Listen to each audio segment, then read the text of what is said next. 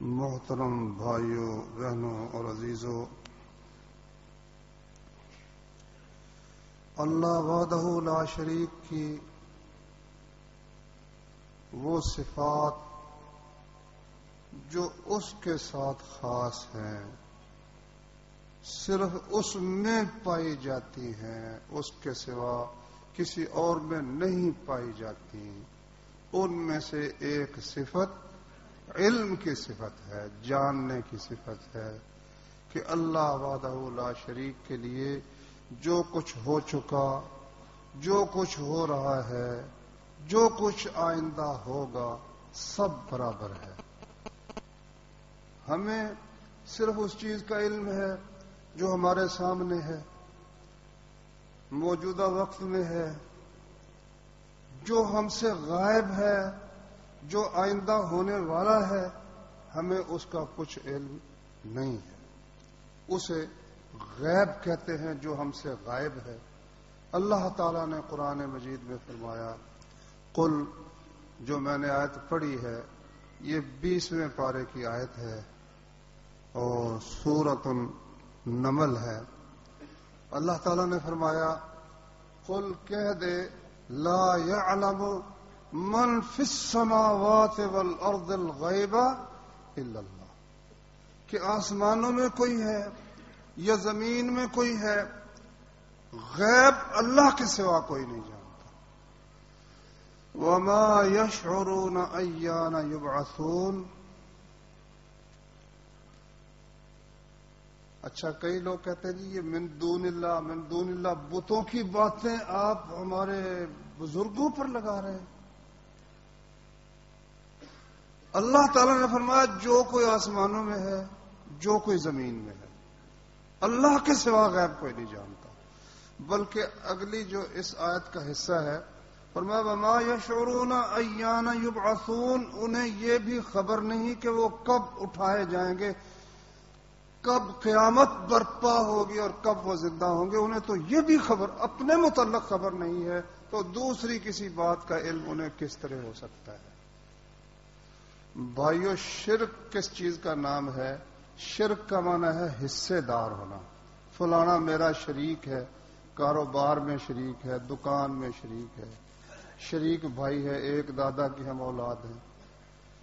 تو اللہ کے ساتھ شرک یہ ہے کہ کسی بھی چیز کو، کسی بھی شخص کو اللہ کی خاص صفتوں میں شریک بنا دینا، کہ جس طرح اللہ کے پاس وہ چیز ہے اس طرح اس کے پاس بھی وہ چیز ہے، اس کا نام شرک ہے۔ یہ بات اللہ تعالیٰ کو کسی صورت میں گوارا نہیں ہے۔ اللہ نے فرمایا، ان اللہ لا یغفر ان یشرک بہ، بے شک یقین کر لو اس بات کا کہ اللہ تعالیٰ اس بات کو ہرگز نہیں بخشے گا کہ اس کے ساتھ کسی کو حصے دار بنایا جائے، شریک بنایا جائے۔ وَيَغْفِرُ مَا دُونَ ذَلِكَ لِمَن يَشَاءُ، اس کے سوا جسے چاہے گا اللہ تعالیٰ بخش دے گا۔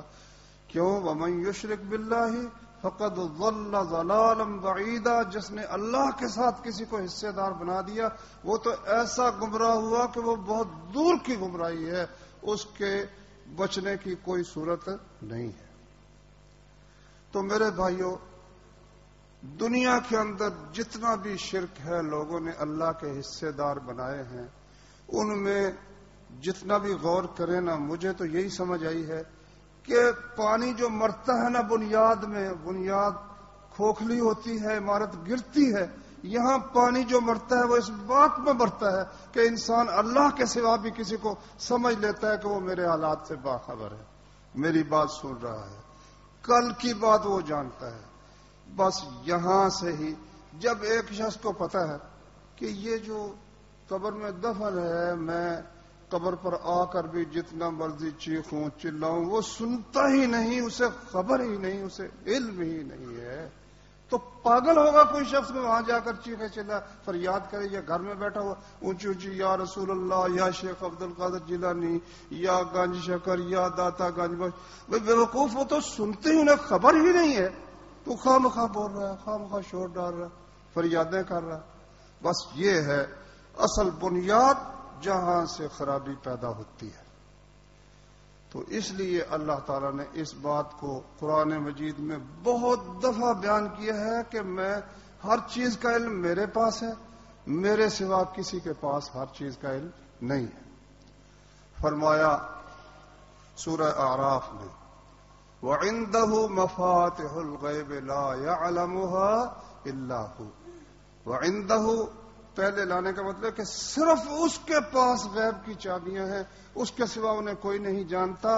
وَيَعْلَمُ مَا فِي الْبَرِّ وَالْبَحْرِ، جو کچھ خشکیوں میں ہو رہا ہے، جو کچھ سمندروں کی تہ میں ہے یا ان کی سطح پر ہے، جو کچھ خشکیوں میں ہے یا سمندروں میں ہے، اس کو بھی وہ جانتا ہے۔ وَمَا تَسْقُطُ مِنْ وَرَقَةٍ إِلَّا يَعْلَمُهَا، کوئی پتا اگر کسی درخت سے گرتا ہے وہ بھی اس کے علم میں ہے۔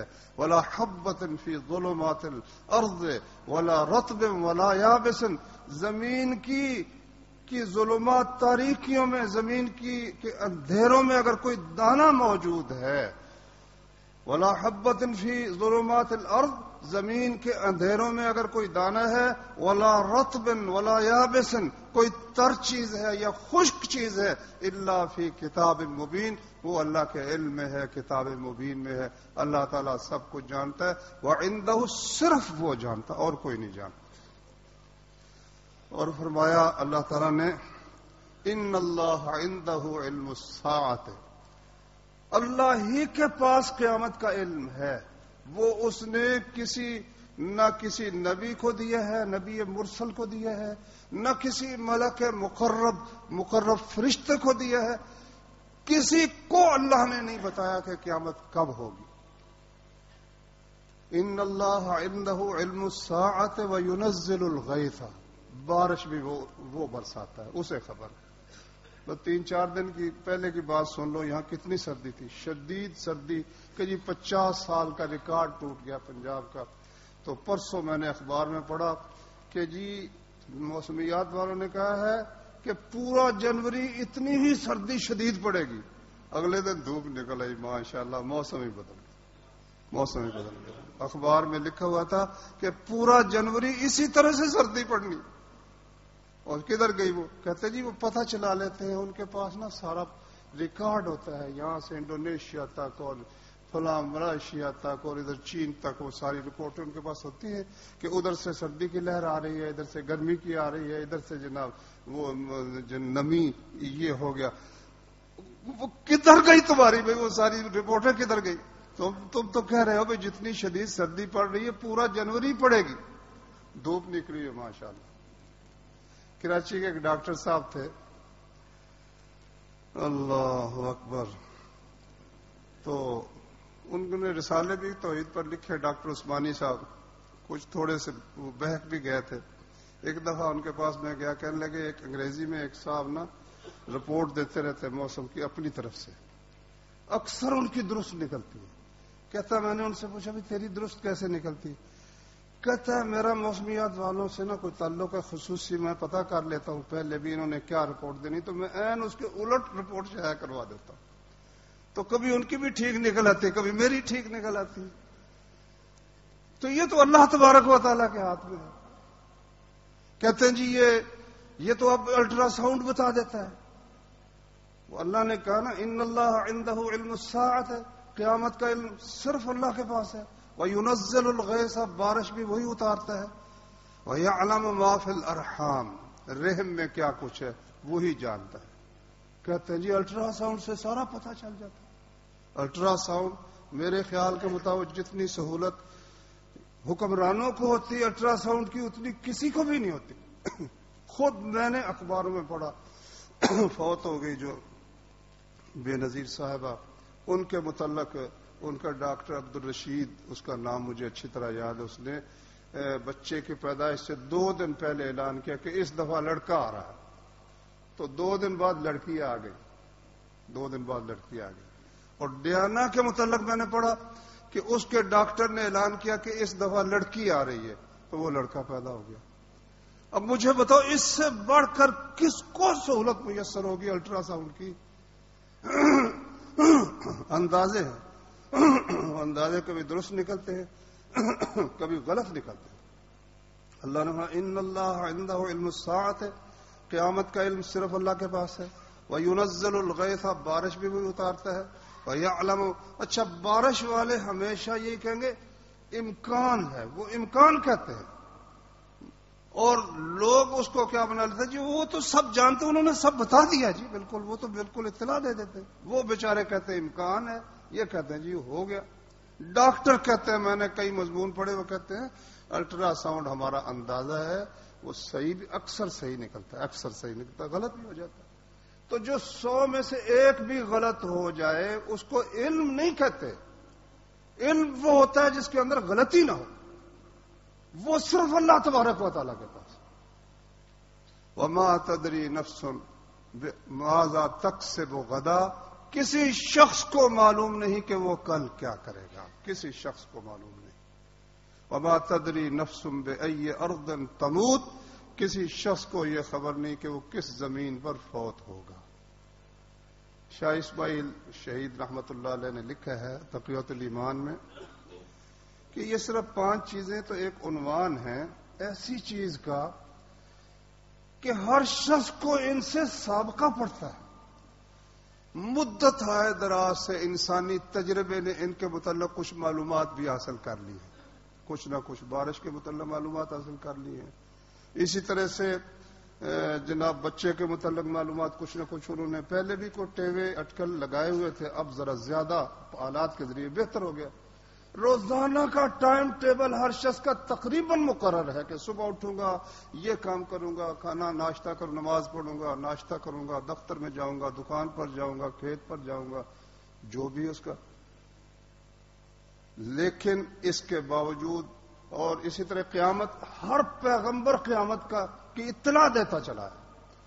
جب ان چیزوں کی خبر نہیں تو کسی اور چیز کی خبر کیا ہوگی بھائی؟ جب ان چیزوں سے انسان بے خبر ہے تو کسی اور چیز کی خبر کیا ہو سکتی؟ یہ جو پیروں کے پاس جم گھٹے ہیں، لوگ جاتے ہیں، یہ اسی دھوکے کی بنا پر جاتے ہیں کہ یہ ہماری قسمت بتائیں گے، آئندہ کی کچھ خبر ہمیں دیں گے، کچھ اطلاع دیں گے. اور کچھ ساتھ یہ بھی ہوتا ہے کہ کچھ کوئی لیخ میں میخ بھی مار دیں گے، ہاں جی، قسمت کچھ بدل بھی دیں گے. واللہ انسان نے سمجھا ہی نہیں پروردگار عالم کو اور اپنی بے بسی کو کہ انسان ہے کیا، مخلوق اللہ کے مقابلے میں حیثیت اس کی کیا ہے. انسان نے سمجھا اس بات کو نہیں. اگر وہ سمجھ لیتا کہ مالک کائنات کون ہے اور مخلوق اس کی کیا حیثیت ہے تو وہ اس قسم کی نادانی اور کم عقلی کا مظاہرہ کسی صورت میں نہ کرتا. لو بات شروع کر لو، مختصر دیکھتے چلے جاؤ. جناب ہمارے والد ماجد آدم علیہ الصلاۃ والسلام، اللہ تبارک و تعالیٰ نے انہیں کس قدر عزت بخشی. اچھا، اتنی عزت کے باوجود وہ اللہ فرماتے فنسیہ، بھول گئے. ولم نجد لہ عزما، شیطان نے انہیں ایسا وسوسہ ڈالا. کمزوری سے واقف ہے یہ ظالم، کمزوری ہماری سے واقف ہے کہ انسان جو مرتا ہے تو طمع سے مرتا ہے، لالچ سے مرتا ہے. اس کو لالچ دلاؤ بس پھر یہ گر پڑتا ہے. اس ظالم نے ہمارے والد ماجد کو یہ طمع دلایا کہ یہ اتنی شاندار جنت ہے نا، تو اس میں سے ہو سکتا ہے تم نکل جاؤ، کیونکہ زمین کے خلیفے کے طور پر تمہیں پیدا کیا، یہاں سے تم چلے جاؤ گے.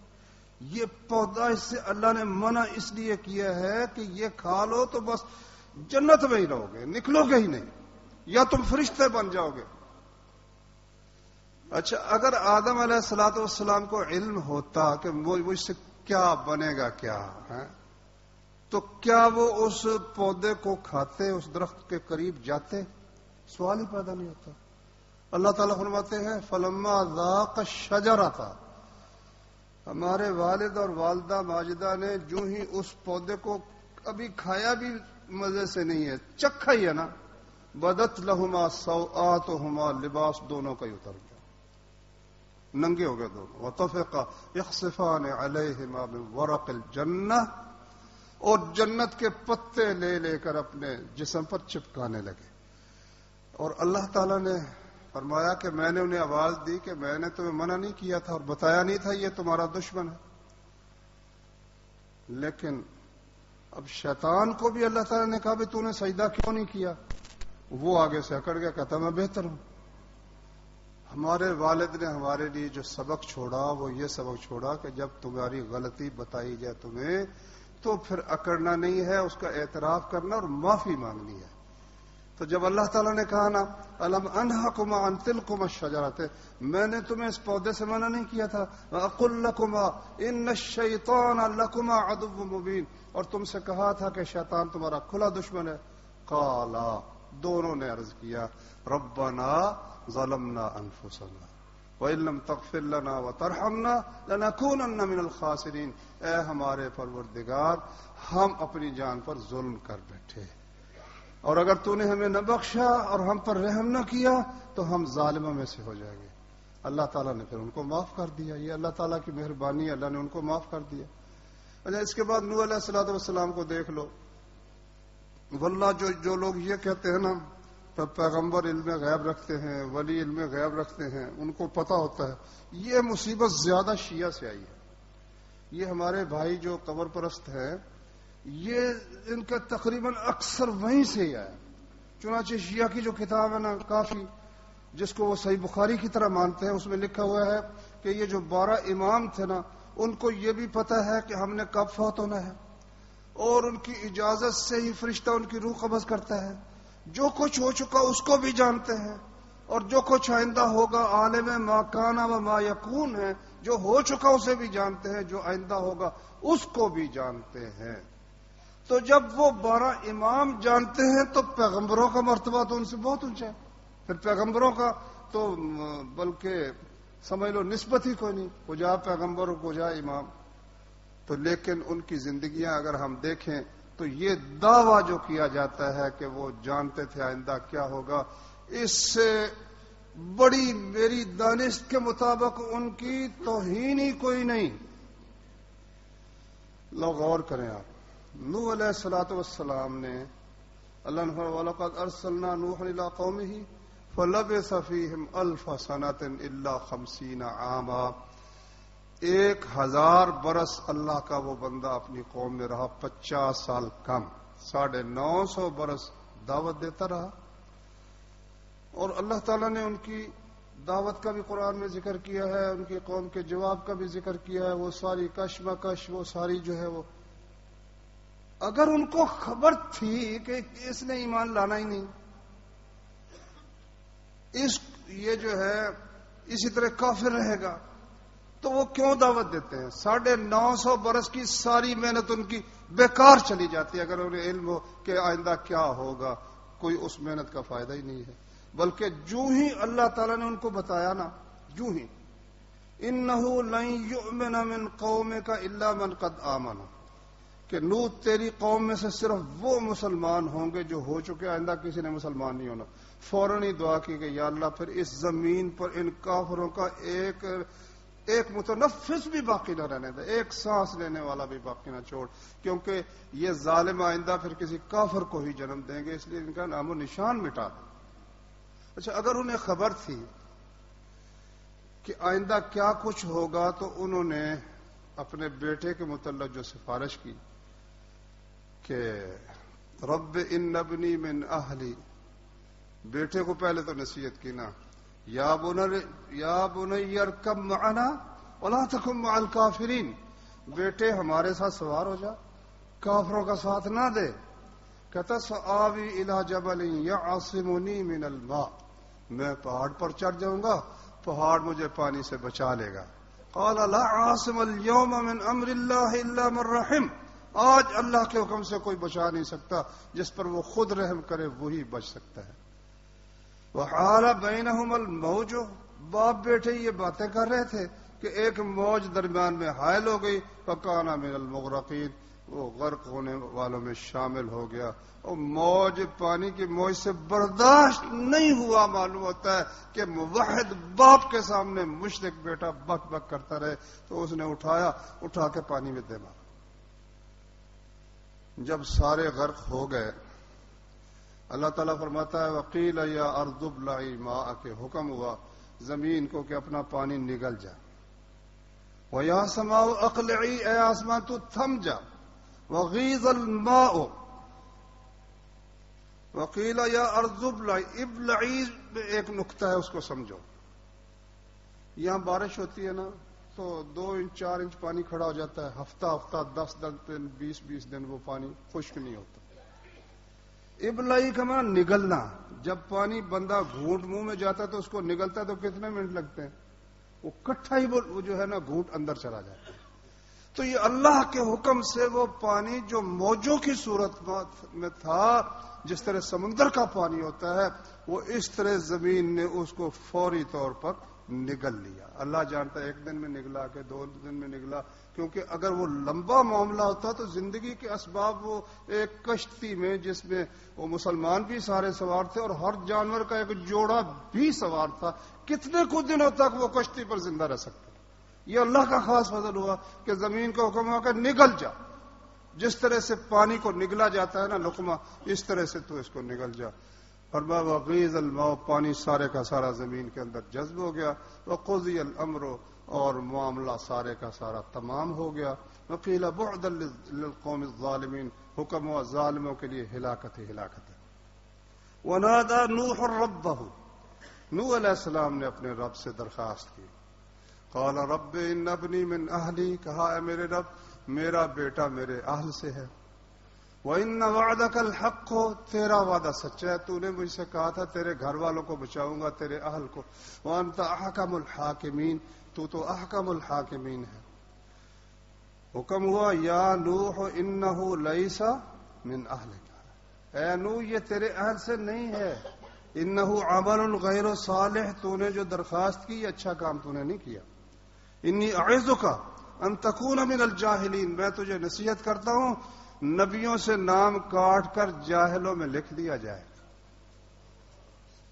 تو اگر انہیں علم ہوتا کہ یہ اس قدر، پھر فوراً معافی مانگی. قال رب انی اعوذ بک، پروردگارا میں کیا، میری کیا بساط، میں تو بچ نہیں سکتا، تو ہی مجھے اس سے بچانا کہ میں تجھ سے نامناسب سوال کروں، تو مجھے اس سے آئندہ بچا کے رکھ، تو ہی مجھے بچا سکتا. یعنی پھر اللہ تعالیٰ کی منت کی، درخواست کی اللہ کی جناب میں. اگر ان کو علم تھا کہ یہ ہونا ہے تو پھر کس طرح سے. مولوی عبید اللہ تھے ایک، جنہوں نے کتاب لکھی ہے کہ ہندوستان کے رسوم کے متعلق، سکھ تھا بیچارہ، وہ نا اتفاق سے، سکھوں کے بھی عقیدے اسی طرح اپنے گروؤں کے متعلق ہیں، تو اتفاق سے وہ کہتے ہیں مجھے ایک کاغذ کا پرزہ گرا ہوا ملا، وہ احوال آخرت تھی یا زینت الاسلام، حافظ محمد لکھوی رحمۃ اللہ علیہ کی کتاب کا ایک ٹکڑا. اس میں یہ شعر لکھا ہوا تھا، مجھے شعر یاد نہیں، اس کا مطلب یاد ہے کہ اگر آدم علیہ السلام کو معلوم ہوتا کہ میرے ساتھ یہ سلوک ہونا ہے تو وہ اس پودے کو کیوں کھاتے، اور اگر یعقوب کو معلوم ہوتا کہ یوسف کے ساتھ یہ کچھ ہوگا تو وہ اپنے بیٹوں کے ہاتھ بھیج کر ان کے ساتھ یہ سلوک کیوں کرواتے. بس کہتے اسی سے ذہن اس کا کھل گیا کہ انسانوں کے متعلق جو یہ عقیدہ رکھا گیا ہے کہ وہ آئندہ کی بات یا غیب کی بات جانتے ہیں، یہ غلط عقیدہ ہے. اللہ نے اس کی برکت سے اس کو اسلام کی توفیق عطا فرمائی. پھر اس نے ماشاءاللہ ہندوستان کی رسوم پر، ایک بہترین ہندوؤں کی رسوم پر ایک شاندار کتاب اس نے لکھی ہے. تو اتنی موٹی سی بات دیکھو، ابراہیم علیہ الصلوۃ والسلام کو دیکھ لو. ابراہیم علیہ الصلوۃ والسلام نے والد کو نصیحت کی، والد نے گھر سے نکال دیا، سب کچھ آپ سنتے رہتے ہیں ماشاءاللہ ہمیشہ. پھر ان کو آگ کا ایک الاؤ تیار، عمارت باقاعدہ، ابنوا لہ بنیانا، انہوں نے طے کیا کہ اس کے لیے ایک عمارت بناؤ، باقاعدہ 4 دیواری بناؤ، اسے ایندھن سے بھرو اور اس میں پھینک دو. اچھا اگر انہیں علم تھا کہ میں نے جلنا نہیں ہے تو بھائی مجھے آپ میں سے کسی کو اٹھا کر پھینک دو، پہلے ہی مجھے پتا ہو کہ میں نے جلنا تو ہے نہیں. اس میں کون سا کمال ہے، کیا بہادری کیا ہے میرے بھائیوں، کیا بہادری ہے اس کے اندر. جس کو علم ہو، یوسف علیہ السلام کو اگر علم تھا، یعقوب علیہ السلام کو علم تھا اگر کہ یہ کچھ ہونا، تو اس میں وہ غم کرنے کی کیا ضرورت ہے، صدمے کی کیا ضرورت ہے. بھائی یہ باتیں ساری فضول ہیں. یہ انسان کو، مخلوق کو خدا بنانا چاہتے ہیں. اچھا اب عوام میں جو چیزیں اس مصیبت یہ جس طرح پھیلی ہوئی ہے، ہر شخص کی کوشش یہ ہے کہ غیر میں نقب لگا کر کسی نہ کسی طرح سے دیکھ لے، پتہ چلا لے۔ اس کے لیے پھر دکانیں بنی ہوئی ہیں۔ میں نے آپ کو ایک دفعہ پہلے ہی بتایا تھا کہ بے نظیر کے متعلق نا اس کے بھائی مرتضیٰ نے ایک انٹرویو میں کہا کہ میری بہن شام میں گئی تو سڑک پر ایک بیٹھا ہوا تھا نا بتانے والا قسمت، اس کے پاس بیٹھ کہنے لگی بتاؤ میری قسمت میں کیا لکھا ہوا۔ قسمت کو اگر وہ جانتا وہ کیوں سڑک پر کیوں بیٹھا ہوا ہے؟ ایسے احمق ایسے توتے سے فال نکلواتے۔ توتا اگر اتنی قسمت جانتا ہے تو وہ کیوں قید میں کیوں پڑا ہوا ہے؟ اسے پہلے پتا چل جاتا کہ یہ تو مجھے پکڑنے والے ہیں، وہ اڑ جاتا۔ لیکن مشرک ہوتا ہی وہ جس کی عقل کام نہ کرے، جس کی عقل کام کرے وہ مشرک نہیں ہوتا۔ اس لیے یہ جو کاہن ہے، یہ جو فال ہے، یہ سب کا سب شرک کے یہ سارے مظاہر ہیں، شرک کے نتائج ہیں۔ کسی شخص کو میرے بھائیوں کوئی پتہ نہیں، کہتے ہیں نا مولوی صاحب بچی کا رشتہ کرنا ہے استخارہ کر دیں، مولوی صاحب کرتے اچھا استخارہ کریں گے۔ یا کئی ایسے بے ایمان ہیں ان کے پاس جانے کی بھی ضرورت نہیں ہے، وہاں فون پر ہی کر لو۔ وہ کہتے جی فون پر انٹرنیٹ پر ہم سے رابطہ کرو، ہم تمہیں بتا دیں گے۔ واللہ انسان جھوٹ بولتے ہوئے حیا بھی نہیں کرتا، جھوٹ بولتے ہوئے اسے شرم بھی نہیں آتی۔ میں نے اپنی اس زندگی میں جو تجربہ کیا، واللہ العظیم چند جگہوں پر جو میں نے تجربہ کیا ہے، جو شخص لوگوں کو آئندہ کی خبریں بتائے گا، اللہ تعالیٰ اس کے بے خبر ہونے کو اس کے گھر میں ظاہر کر دیں گے کسی نہ کسی طرح۔ ایک حافظ صاحب تھے ہمارے علاقے میں، وہ لوگوں کو بتاتے تھے تمہاری چوری وہاں پر پڑی ہوئی ہے، فلاں چیز فلاں پر ہے۔ ان کی بیوی ان کے خادم کے ساتھ گھر سے نکل گئی، اغوا ہو گئی، اس کا نہیں پتہ چلا۔ مجھے یاد ہے ایوب خان کے زمانے میں ایک بہت بڑا پیر تھا، بڑی گدی نوالا تھا، مونچھیں بھی اس کی بڑی بڑی تھی، تقریر بھی بڑی کرتا تھا۔ اور لوگ اس سے جا کر پوچھتے ہی ہوں گے کہ پیر صاحب کیا ہے؟ ان کی بیٹی ایوب خان کے بیٹے کے ساتھ نکل گئی۔ یہ تو اللہ کی غیرت کو للکارنے والی بات ہے نا، کہ اللہ کے سوا بھی کوئی غیب جانتا ہے؟ اللہ کے سوا غیب کون جانتا ہے؟ اللہ کہتا ہے قل لا يعلم من فی السماوات والارض الغیب الا اللہ۔ کوئی آسمانوں میں ہے یا زمین میں، اللہ کے سوا کوئی نہیں جانتا۔ تو میرے بھائیوں، اسی لیے رسول اللہ صلی اللہ علیہ وسلم نے فرمایا من اتا کاہنن، جو شخص کسی کاہن کے پاس گیا جو آئندہ کی خبریں بتاتا ہے، فصدقہ بما یقول، وہ جو کچھ کہتا ہے اس کو سچ مان لیا، فقد کفر بما انزل علی محمد صلی اللہ علیہ وسلم، اس نے اس شریعت اس دین کے ساتھ کفر کیا جو محمد صلی اللہ علیہ وسلم پر اتری ہے، اس کے ساتھ اس کا کوئی تعلق ہی نہیں ہے۔ وہ کہتا ہے کسی کو خبر نہیں، یہ کہتا ہے فلاں صاحب بتا دیتے۔ اور عراف کہتے ہیں جو چوریاں بتائے، عربی میں کاہن کہتے ہیں آئندہ کی خبریں بتائے، عراف کہتے ہیں جو چوریاں بتائے۔ تو رسول اللہ صلی اللہ علیہ وسلم نے فرمایا من اتا عرافا، جو شخص کسی چوریاں بتانے والے کے پاس جائے 40 دن تک اس کی نماز قبول نہیں ہوتی، 40 دن تک۔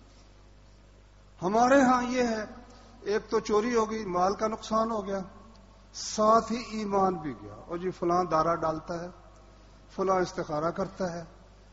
یارو استخارے کا مطلب تم سمجھے ہی نہیں، استخارے کا یہ کس نے تمہیں بتایا کہ وہ پتہ چل جاتا کہاں ہے؟ اچھا یہ بچی کا رشتہ کرنا ہے، کاروبار شروع کرنا ہے، فیکٹری لگانی ہے، آپ بتائیں ٹھیک ہوگا کہ نہیں ٹھیک ہوگا؟ وہ بھی جاہل، وہ کہتا ہے جی میں بتاؤں گا، استخارہ کر کے بتاؤں گا۔ نہیں، استخارے کا یہ مطلب نہیں ہے۔ استخارہ یہ ہے، صحیح بخاری میں حدیث ہے، رسول اللہ صلی اللہ علیہ وسلم نے فرمایا جب تم میں سے کوئی شخص کسی کام کا عزم کر لے، عزم کا مطلب ہے پختہ ارادہ، اس کا مطلب استخارے سے پہلے 2-3 چیزیں ضروری پہلے ہیں۔ وہ کیا؟ مشورہ ساتھیوں سے، اپنی پوری دانش کو استعمال کر کے اپنی عقل کو ایک نتیجے پر پہنچنا، اچھا، اس نتیجے پر پہنچنے کے بعد ایک کام کا ارادہ کر لینا. فرمایا جب تم میں سے کوئی شخص اس طرح کا پکا ارادہ کر لے تو وہ 2 رکعتیں پڑھے. اور فرمایا ہمیں اس طرح سکھاتے تھے استخارہ نبی صلی اللہ علیہ وسلم جس طرح قرآن کی سورت سکھاتے ہیں. اتنی تاکید. اب اس کی حقیقت مجھ سے سنو کہ کیوں کرتے تھے ایسا. فرمایا جب تم میں سے کوئی شخص کسی کام کا پختہ ارادہ، مشورہ، سارا سوچ و بچار کے بعد نتیجے پر پہنچ جائے تو 2 رکعتیں پڑھے. اس کے بعد یہ دعا کرے 2 رکعتوں کے بعد.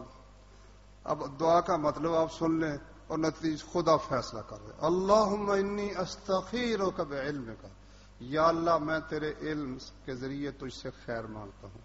واستقدرک بقدرتک، تیری قدرت کے ذریعے تجھ سے طاقت طلب کرتا ہوں.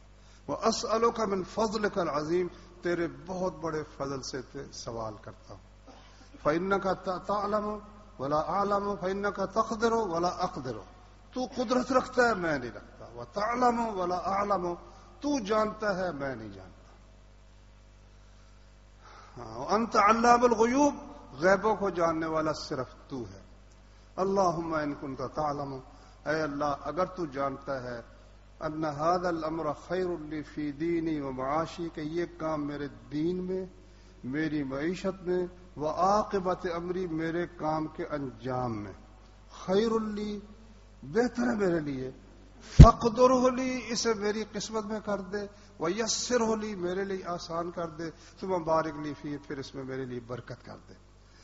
وَإِن كُنتَ تَعْلَمُ، اگر تو جانتا ہے کہ یہ کام میرے لیے برا ہے، میرے دین میں، میری معیشت میں، کام کے انجام میں، فَاصْرِفْ عَنِّي، اسے مجھ سے ہٹا دے، وَاصْرِفْنِي عَنْهُ، مجھے اس سے ہٹا دے، وَاقْدُرْ لِيَ الْخَيْرَ حَيْثُ كَانَ، خیر جہاں میرے لیے بہتر ہے وہ میری قسمت میں کر دے، ثُمَّ أَرْضِنِي بِهِ، پھر مجھے اس پر راضی کر دے.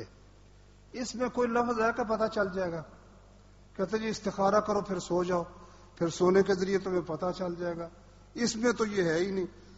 یہ تو در حقیقت توکل کی تعلیم ہے کہ اپنی پوری سوچ و بچار، مشورے اور فیصلے کے بعد اس کام کو اللہ کے سپرد کرنا ہے کہ پروردگارا میں نے اپنی ساری جد و جہد کر لی، اب یہ تیرے سپرد ہے، بہتر ہے تو اسے کر کے برکت کر دے، نہیں بہتر تو مجھے اس سے ہٹا دے. استخارے کا تو یہ مطلب ہے. اب استخارے بنائے ہوئے، کہتے جی کئی لوگوں نے استخارہ بنایا یہ اتنی دفعہ پڑھ کے سو جاؤ، خواب میں تمہیں کوئی بتا دے گا. کوئی کہتا ہے یہ اہدنا الصراط المستقیم، یہ ایک صاحب نے مجھے بتایا، کہتے نماز میں پڑھنا شروع کر دو اور نیت رکھو، دائیں طرف منہ پھر جائے گا تو کام ہو جائے گا، بائیں طرف پھر گیا تو کام نہیں. کوئی شیطان پھیر دیتا ہے، پتہ نہیں، اللہ بہتر جانتا ہے کہ کیا ہے. شیطان بھی تو اپنے مشن پر بڑا مضبوطی سے قائم ہے.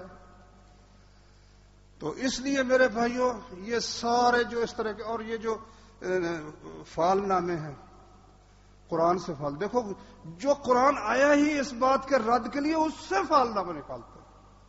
کوئی جنتریوں سے فال نامہ نکال رہا ہے، کوئی کسی اور چیز سے فال نامہ نکال رہا ہے، کوئی اور کسی چیز سے. نبی کریم صلی اللہ علیہ وسلم کے زمانے میں جب آپ نے مکہ فتح کیا تو سارے مشرک فال نکالتے تھے. جو کام کرنا ہوتا نا، وہ تیر تھے 3 قسم کے، ایک تھیلا بھرا ہوا ہوتا تھا، اور وہ تھیلا انہوں نے ابراہیم علیہ السلام اور اسماعیل علیہ السلام کے ہاتھ میں پکڑایا ہوا تھا، ان کے بت کے ہاتھ میں. جس نے وہ کام کرنا ہوتا وہاں جاتا، نکالتا، اگر لکھا ہے نعم ہاں ٹھیک ہے تو وہ کام کر گزرتا، اگر لکھا ہوتا لا تو وہ کام نہ کرتا، اگر خالی نکلتا تو پھر دوبارہ نکالتا. رسول اللہ صلی اللہ علیہ وسلم کے حکم سے جب وہ باہر نکالا گیا، وہ کعبے کے عین اندر تھے. آپ نے فرمایا اللہ ان پر لعنت کرے، ان کو بھی معلوم ہے کہ ابراہیم اسماعیل علیہ السلام یہ کام نہیں کرتے تھے، پھر ان کے ذمہ لگا دیا انہوں نے. ایسے ظالم ہے کہ پیغمبروں کے نام انہوں نے. چنانچہ آپ دیکھیں گے یہ جتنے ایسے بے ایمان ہیں، وہ کوئی کہتا ہے حضرت سلیمان علیہ السلام، حضرت داؤد علیہ السلام، کوئی ان کے نام بہت لیتے ہیں. یہودی جن کو بدنام کرتے، اس قسم کے لوگ جادو والے دوسرے تیسرے، وہ سلیمان علیہ السلام کا نام بہت لیں گے. تو میرے بھائیوں اللہ کے دروازے سے ادھر ادھر نہیں جانا. میری بہنوں بیٹیوں، ایمان اگر چوری ہو گئی ہے تو ایمان نہ ضائع کر بیٹھنا. مال تو ضائع ہو گیا، ایمان نہ ضائع کر بیٹھنا. ایسے پیروں کے پاس جا کر مجھے اولاد ہوگی کہ نہیں ہوگی، میری چوری ملے گی کہ نہیں ملے گی، یہ میری بچی کا رشتہ کامیاب ہوگا کہ نہیں ہوگا. قسم پیدا کرنے والے کی ان کو کچھ خبر نہیں، ان کو کچھ خبر نہیں۔ شیخ سعدی نے مثال کے ذریعے سے یہ بات بڑی واضح کی ہے۔ کہتے جی پیغمبروں کو دیکھو، پیغمبر نے بتا دیا۔ انہوں نے اس کی وضاحت کی ہے چند شعروں میں بڑی خوبصورت طریقے سے۔ کہتا ہے یکے پرسید ازاں گم کردہ فرزند کہ ہے روشن گہر پیر خرد مند۔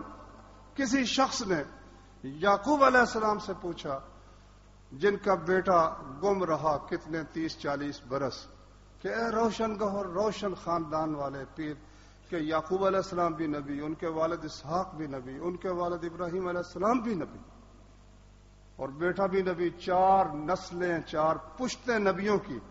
یوسف علیہ السلام سے بڑھ کر اس لحاظ سے عزت والا اس زمین پر کوئی نہیں گزرا۔ نہیں، رسول اللہ صلی اللہ علیہ وسلم کی یہ سند ہے۔ ان کو پوچھا گیا یا رسول اللہ سب سے معزز کون ہے؟ فرمایا یوسف بن یعقوب بن اسحاق بن ابراہیم، ہاں جی، الکریم ابن الکریم ابن الکریم ابن الکریم، کریم کریم کا بیٹا، کریم کا پوتا، کریم کا پڑپوتا، نبی نبی کا بیٹا، نبی کا پوتا، نبی کا پڑپوتا۔ تو یعقوب علیہ السلام سے کسی نے پوچھا، یہ مثال سے وہ سمجھا رہے ہیں، ز مصرش بوئے پیراہن شمیدی چرا در چاہے کنانش نہ دیدی، کہ مصر سے جب قافلہ چلا یوسف علیہ السلام کی قمیص لے کر، تو تم نے کنان میں بیٹھ کر کہہ دیا کہ مجھے یوسف کی خوشبو آ رہی ہے۔ اتنے سینکڑوں میل کے فاصلے سے تجھے قمیص کی خوشبو آ گئی۔ چرادر چاہے کنانش نہ دی 1.5 یا 2 میل کے فاصلے پر کنویں کے اندر وہی قمیص موجود تھی اور وہی یوسف موجود تھا، یہاں آپ کو خوشبو کیوں نہیں آئی؟ کیا وجہ ہے کہ یہاں نہیں پتا چلا اور وہاں سے خوشبو آ گئی؟ فرق کیا ہے؟ بے گفت احوال ما برق جہان است۔ اس نے کہا ہم پیغمبروں کا حال یہ ہے کہ جس طرح بجلی چمکتی ہے تو سب کچھ دکھائی دینے لگتا ہے، جب بجلی بجھ جاتی ہے تو روشنی باقی نہیں رہتی، اندھیرا ہو جاتا ہے۔ جب اللہ تعالیٰ بتاتا ہے تو پتہ چل جاتا ہے، جب نہیں بتاتا تو پتہ نہیں چلتا۔ جتنا بتاتا ہے اتنا پتہ چلتا ہے، جو نہیں بتاتا اس کی خبر نہیں ہوتی۔ گہے بر تارے میں آلہ نشینیم، گہے بر پشت پائے خود نہ بینیم۔ کبھی ہم آسمانوں کے اوپر بیٹھے ہوتے ہیں اور کبھی یہ بھی پتہ نہیں ہوتا کہ ہمارے پاؤں کی پشت پر کیا چیز ہے۔ یہ اشارہ سعدی نے کیا ہمارے نبی صلی اللہ علیہ وسلم کی طرف، کہ کبھی تو معراج میں سدرۃ المنتہا پر بیٹھے ہوئے ہیں، اور کبھی یہ کہ نماز پڑھ رہے ہیں اور جبریل آ کر بتاتے ہیں جناب آپ کے جوتے پر نجاست لگی ہوئی ہے، جوتا اتار دو۔ اس کی خبر نہیں ہوتی۔ تو پیغمبروں کو جتنی وحی ہوتی ہے اتنا علم ہوتا ہے، یہ نہیں کہ وہ عالم الغیب ہو جاتے ہیں۔ پھر دوسرے بیچارے کسی کی کیا اوقات ہے؟ تو اس لیے یہ جتنے دھوکہ دینے والے ہیں، بچ جاؤ میرے بھائیوں، میرے عزیزوں۔ یہ لوگوں کے ایمان پر ڈاکے ڈالتے ہیں، قیامت کے دن انہوں نے کسی کا واقف ہی نہیں بننا۔ قرآن کہتا ہے کسی کا واقف نہیں بنے، کہیں گے پتہ نہیں تم کون ہو، ہم نے تو کسی کو کہا ہی کچھ نہیں تھا، صاف مکر جائے گا۔ اللہ تعالیٰ سمجھنے کی، عمل کرنے کی توفیق